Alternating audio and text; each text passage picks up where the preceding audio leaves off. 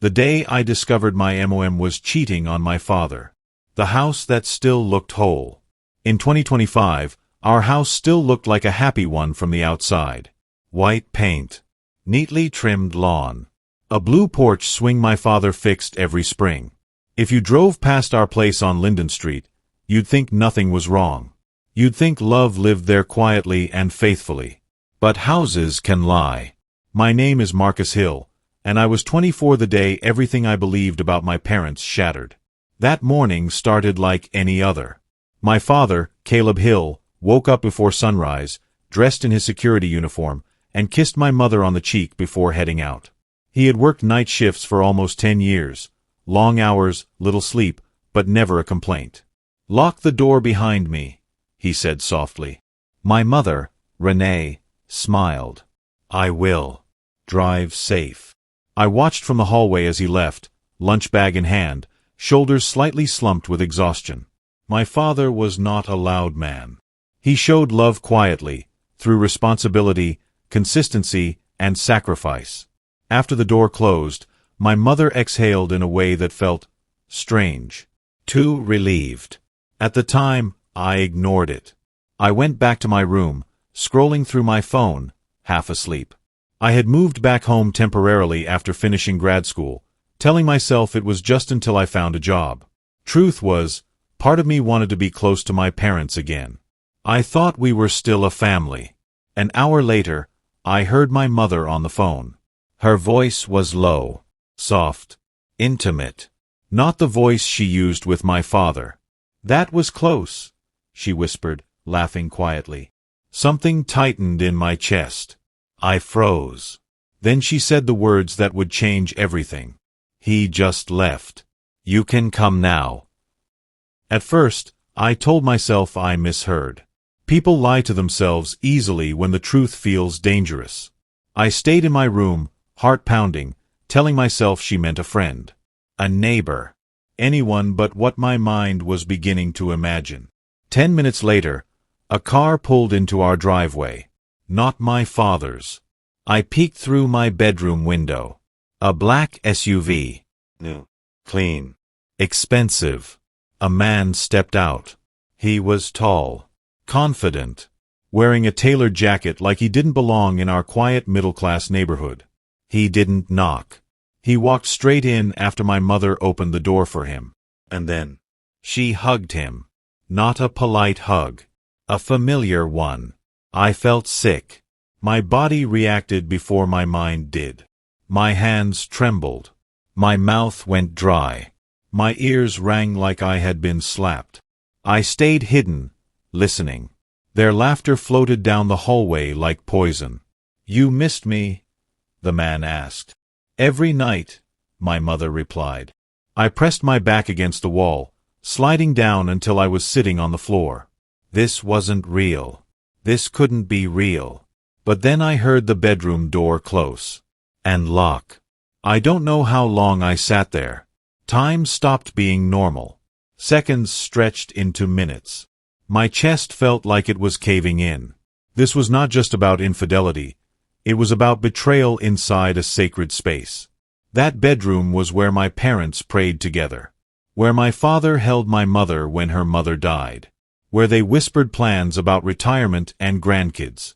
And now, I stood up slowly and walked down the hallway, my footsteps heavy with dread. I stopped outside their door. I didn't knock. I didn't need to. The sounds told me everything. I stumbled back like I had been punched. Something broke inside me that day, not loudly, but permanently. When the door finally opened an hour later, I was sitting at the kitchen table, staring at nothing. My mother froze when she saw me. "Marcus," she said softly. The man stepped out behind her. He looked surprised, then uncomfortable, then defensive. "How long have you been here?" my mother asked. "Long enough," I replied. My voice didn't sound like mine. Silence fell, thick, heavy, shame-filled. "I can explain," she said. I laughed once, short, bitter. "You brought another man into our house," I said. "Into Dad's bed." Her eyes filled with tears. That's not fair. Neither is cheating on my father. The man cleared his throat. I should go. Yes, I said coldly. You should. He left without another word. My mother collapsed into a chair. And that was the moment I realized something even worse than the cheating. She wasn't sorry she did it. She was sorry she got caught. That night, I couldn't sleep. My father came home late, exhausted, smiling weakly as always. Hey, son, he said. You eat. Yes, sir, I replied, forcing calm into my voice. My mother kissed him again. I watched. And I hated that I couldn't scream. She didn't confess. She didn't flinch. She served dinner like nothing had happened. That's when I understood. Adults can live entire double lives while pretending everything is normal. Later, my mother knocked on my door. Please don't tell your father, she begged. I stared at her. You're asking me to protect your lie. I'm asking you to protect this family. No, I said quietly. You already broke it. She cried. I didn't comfort her. Because I was still mourning the mother I thought I had. 4 days, I wrestled with the truth. Tell my father and destroy him? Or stay silent and become complicit? I watched my father wake up early, rub his tired eyes, and still show up for everyone. He deserved honesty. One evening, while sitting on the porch together, he spoke first. You've been quiet lately, he said. Something wrong? I looked at his hands, rough from years of work, steady, honest. And I realized something painful. Silence would hurt him more than the truth. Dad, I said slowly, there's something you need to know. He turned toward me. And in that moment, my childhood ended. My father didn't interrupt me. That was the hardest part. I expected anger, denial, laughter even. Anything but the calm silence that settled over him as I spoke. I told him everything. The black SUV, the locked bedroom door, the man who didn't belong in our house. His face didn't change at first. He just stared straight ahead, eyes fixed on the quiet street. When I finished, my throat burned. My heart felt like it had run a marathon. Dad, I asked softly. He blinked once. Then he nodded. I know, he said. 2 words. They hit harder than any scream. You know. I whispered. He sighed, long and tired, like a man setting down a burden he'd carried alone for too long. I didn't want to believe it, he said. But I felt it. Late nights. Cold touches. Excuses that didn't make sense. He rubbed his hands together slowly. I just kept telling myself, marriage is work. That if I stayed faithful, things would fix themselves. I swallowed hard. She brought him here, I said. Into the house. That's when something finally cracked. My father's shoulders slumped. His jaw tightened. He pressed his lips together like he was holding back a scream. Our house, he whispered. I nodded. He stood up suddenly and walked inside without another word. My mother was folding laundry in the living room when my father walked in. Renee, he said quietly. She looked up and froze. Did you bring another man into this house today? Her hands shook. A towel slipped from her fingers. She didn't answer. My father nodded slowly. So it's true. She burst into tears. It wasn't supposed to happen like this, she cried. I didn't plan for you to find out. That sentence ended something. Not the marriage. Respect. You didn't plan to stop, my father said. You planned not to get caught. She tried to touch him. He stepped back. How long? He asked. She hesitated. Renee, he warned. Almost a year, she whispered. I felt like the floor disappeared beneath us. A year. A whole year of lies, fake smiles, fake prayers, fake dinners. My father laughed once. Dry and broken. A year, he repeated. And I was working nights thinking I was providing for my family. I was lonely, she cried. You were never home. I was never home because I was working for this family, he snapped. That was the first time in my life I had ever heard my father raise his voice. Silence followed. Heavy. Permanent. I want a divorce, he said. Just like that. My mother tried everything. Crying. Begging. Blaming stress.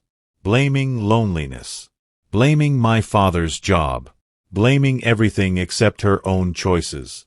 I watched it all from the stairs. And for the first time, I couldn't defend her. She looked smaller somehow, not weak, but exposed. Like the mask had fallen off and there was no putting it back on. Marcus, she said later that night, her eyes red. Please talk to him. I shook my head. You made me choose, I said quietly.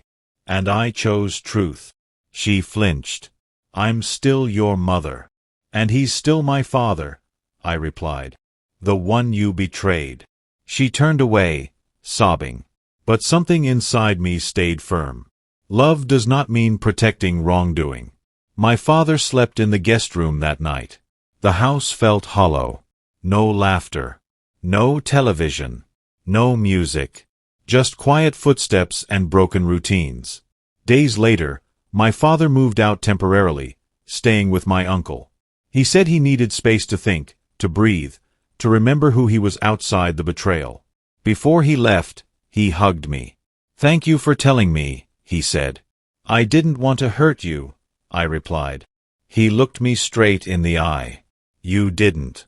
She did. That sentence lifted a weight off my chest I didn't know I was carrying. My mother and I barely spoke after that. She walked around like a ghost in her own home. And for the first time, I understood something painful. Parents are human, and humans fail. Months passed. The divorce was finalized quietly. No shouting in court. Just signatures and sadness. My father started therapy. He started smiling again.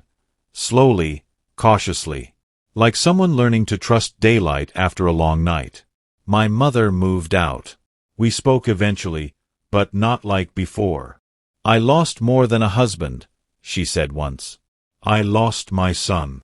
I looked at her gently. No, I said. You lost my trust. That's different. I still love her. But love doesn't erase consequences. In 2025, families don't just break from violence or poverty. Sometimes they break from secrets, from selfish choices, from silence. And sometimes, the most painful truth a child can learn is this. Your parents are not heroes. They're people. And choosing honesty, even when it hurts, is the first step toward becoming better than the mistakes that raised you. For weeks after my father moved out, I felt numb. Not sad. Not angry. Just hollow. But anger doesn't disappear. It waits. Mine arrived one random afternoon while I was driving. A song came on the radio, one my parents used to dance to in the living room when I was a kid. I had seen my father hold my mother's waist, smiling like nothing in the world could touch them. I pulled over and screamed. I punched the steering wheel until my hands hurt. Tears poured out of me like something had finally broken loose. I wasn't just angry at my mother. I was angry at every lie, every fake smile. Every night my father worked while she chose someone else. And I was angry at myself for not seeing it sooner. One evening, my mother called. I need to tell you something, she said. Not to excuse myself. Just the truth. I almost said no, but I went. She looked older, smaller, like guilt had finally caught up to her. I didn't wake up one day planning to cheat, she said. It started with feeling invisible, unwanted. I stopped recognizing myself. I listened silently. The attention felt good, she continued. Then it felt necessary. Then it felt uncontrollable. I met her eyes. You still chose it, I said. She nodded slowly. Yes, she whispered. And I chose wrong. For the first time, she didn't defend herself. That mattered. I didn't realize how deeply it affected me until I tried dating again. Every time a woman smiled at her phone, I wondered who she was texting. Every late-night reply triggered suspicion. Every silence felt dangerous. I had inherited a fear I never asked for. So I did something my father had taught me, quietly, without pride. I got help. Therapy taught me something important. My mother's betrayal was not my blueprint. I could choose differently. Almost a year later, my father and I sat on a bench overlooking the river. "You regret leaving?" I asked. He shook his head. "I regret staying silent too long," he said. "But I don't regret choosing myself." He smiled softly. "I also don't regret raising you. That healed something in me. I didn't cut my mother off, but I changed the way I loved her. With boundaries. With honesty. Without pretending. She attends church now, not loudly, not performatively. Quietly. Reflectively. She once said to me, "I broke my family trying to fill a hole in myself." And for the first time, I believed she understood the damage. And most importantly, you can come from a broken home and still build a whole life. My parents' marriage ended. But my future didn't. I didn't become bitter. I became intentional. I choose honesty, even when it's uncomfortable. I choose communication, before resentment grows. I choose loyalty, not because it's easy, but because I've seen what happens when it's lost. The day I discovered my mother was cheating on my father, I lost innocence, but I gained wisdom. And sometimes, that's the cost of becoming your own man.